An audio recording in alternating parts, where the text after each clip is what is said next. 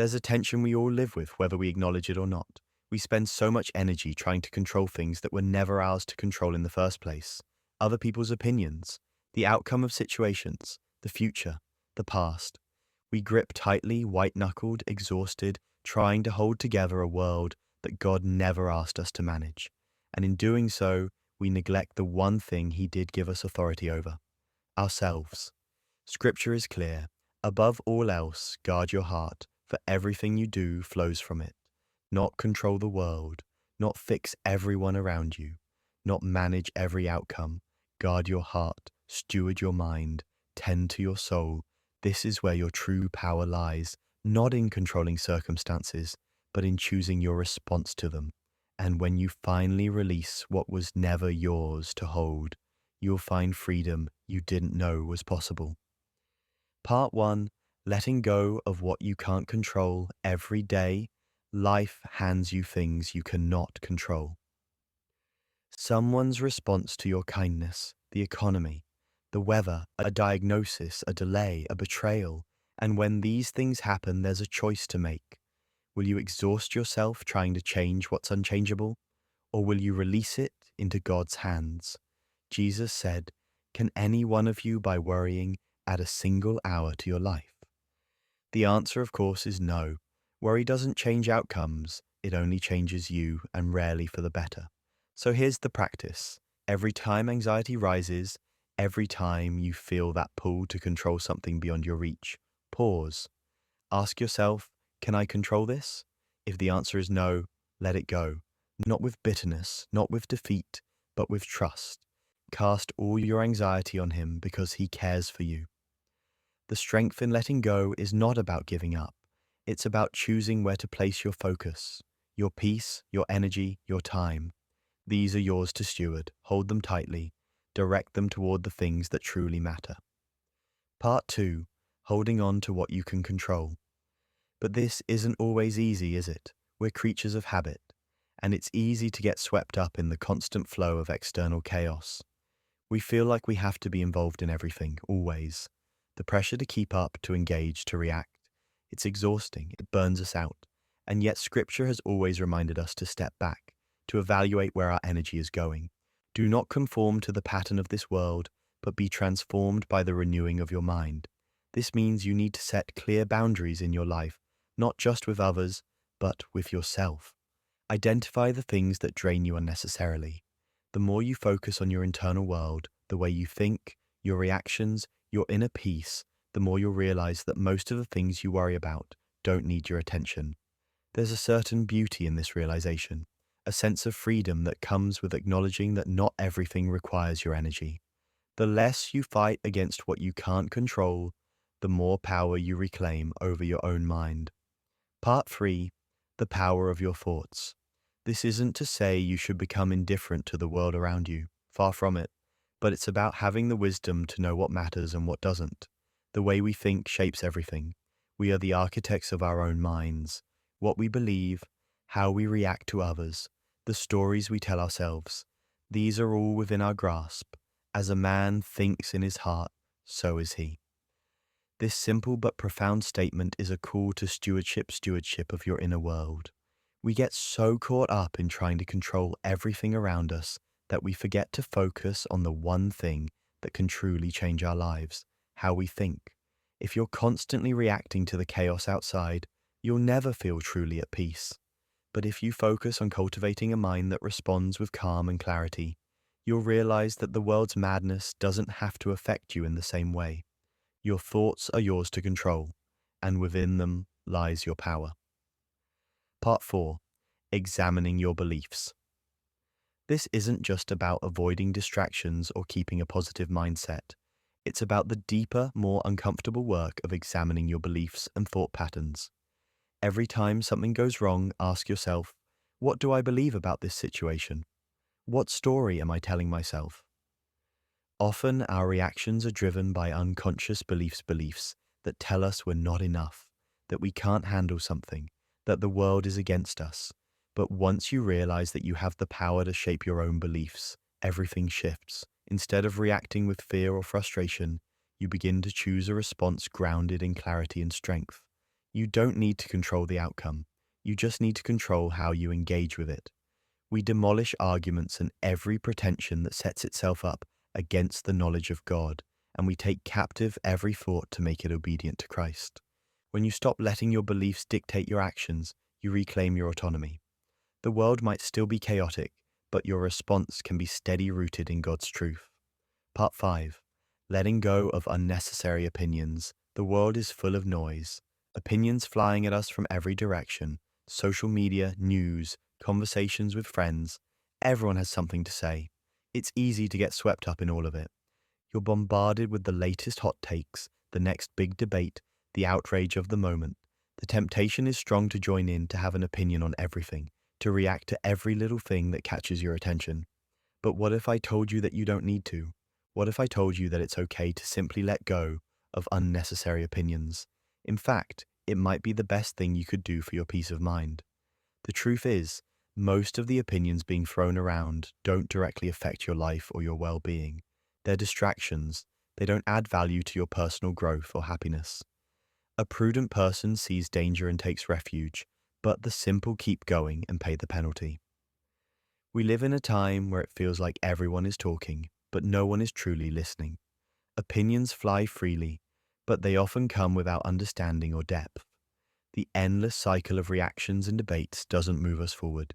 It only takes us in circles. Part 6. Eliminating the non-essential. We live in a world that constantly demands our attention, from work responsibilities to social commitments to endless notifications that steal our focus. It feels like we're always in motion. But how much of it actually matters? How much of what we do day in and day out is truly essential to our growth and well-being? If you stop for a moment and really think about it, you'll likely realize that a huge portion of your daily activities is unnecessary, things that don't contribute to your goals, your happiness, or your peace of mind. It's easy to get swept up in obligations that seem urgent but don't actually move us forward. Jesus said, "Martha, Martha, you are worried and upset about many things, but few things are needed, or indeed only one." As we step into this new season, it's the perfect time to reflect on how we're spending our time and energy. Take a hard look at your habits, your commitments, and the things that fill your day. How many of them are moving you closer to where you want to be? How many are simply taking up space, draining your mental and emotional energy without contributing anything of value? Part 7. Starting your day with purpose. The morning is a sacred time, quiet, peaceful, and full of potential. Yet too often we waste it. Instead of using those first moments of the day to set the tone for what's to come, we get lost in distractions. The endless scroll of social media, checking emails, rushing through our morning routine without purpose. We give away the most valuable time of our day to mindless habits that don't serve us. But here's the truth. How you spend your mornings can change everything. Very early in the morning, while it was still dark, Jesus got up, left the house, and went off to a solitary place where he prayed. If Jesus, the Son of God, needed that quiet morning time with the Father, how much more do we? When you wake up in the morning, you're given a blank slate. The world is still quiet, still asleep, and the possibilities for the day are endless. But it's easy to let this time slip away. Every minute you spend on distractions is a minute you could have used to build the life you want. Instead of letting yourself be pulled in different directions by external forces, use the first hour of your day to center yourself. You might start with a moment of prayer, reminding yourself of your calling, your values, and God's purpose for you. Maybe you'll plan your day, taking time to prioritize what matters most. Or perhaps you'll simply get moving, stretch, exercise, or take a walk outside. Part 8. Daily Reflection. At the end of the day, when the world begins to quiet down and the rush of daily activities starts to fade, there's a powerful practice that can help you truly grow. Reflection. This isn't just about looking back on what you did, ticking off tasks from your to-do list. It's about taking a moment to pause, breathe, and understand yourself. Let us examine our ways and test them, and let us return to the Lord. Reflection is an opportunity to step outside the hustle and bustle of life, to look at the bigger picture and ask, what did I do well today? What could I have done better?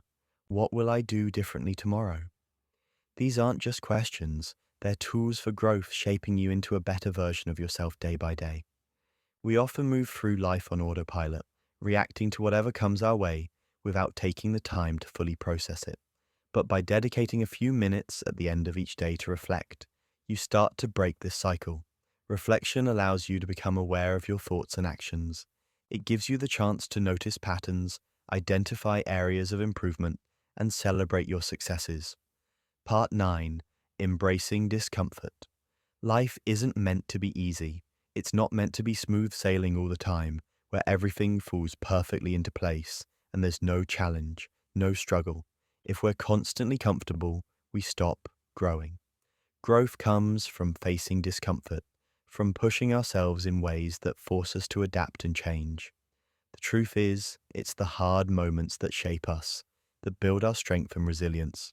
Consider it pure joy, my brothers and sisters, whenever you face trials of many kinds, because you know that the testing of your faith produces perseverance. But we don't like to hear that, do we? We avoid discomfort at all costs. We take the path of least resistance, looking for shortcuts, seeking pleasure, and running from challenges. But here's the reality. If you want to grow, if you want to live a life full of purpose and strength, you need to embrace discomfort. You need to step out of your comfort zone and face the hard things head on. Part 10: The Power of Acceptance. Imagine a situation where everything seems to be going wrong. Your work, your relationships, your health. Whatever it may be, it's easy to get overwhelmed by the sheer weight of everything that's not going right. But here's where acceptance becomes powerful.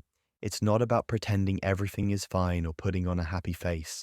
It's about acknowledging the situation for what it is.